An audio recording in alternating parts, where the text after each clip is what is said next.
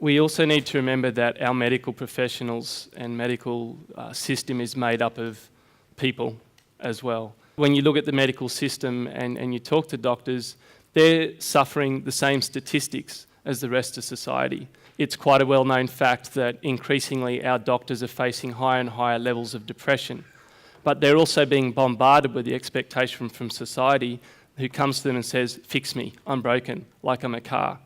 And so they're getting overwhelmed by the fact that they're not being able to address the myriad of problems that are now coming across their desks. And as a society in the media, we all make it about funding, we make it about building another hospital, etc., etc.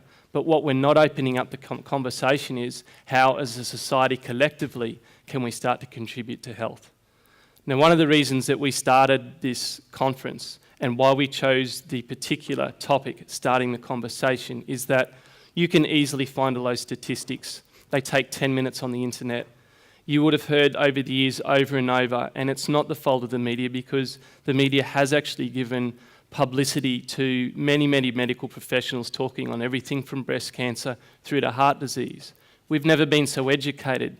We know what effects that poor health has, poor eating habits, poor diet, poor exercise. We all know that contributes to heart disease. But the real question that is never asked is why then, when we have never been so educated, is our health never been so bad? So what is going on? And as particularly with men, why do we find it so hard to talk about?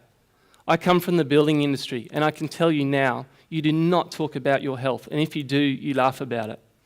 Once upon a time, I took a labourer to the first aid. He had glass in his eye.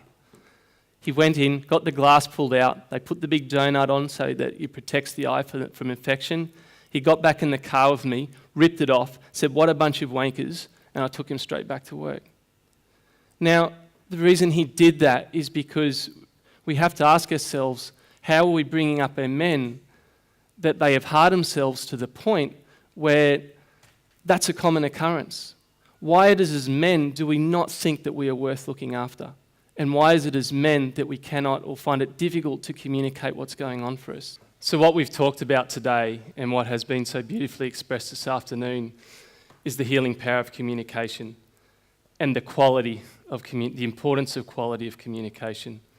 And what we need to look at as a society is how we can encourage men from that boyhood, from that child, and how we can foster and encourage that natural expression that's already in that little body, that already knows how to express, how we can foster that so that we can, as a society, actually return to the true beautiful people that we actually naturally are.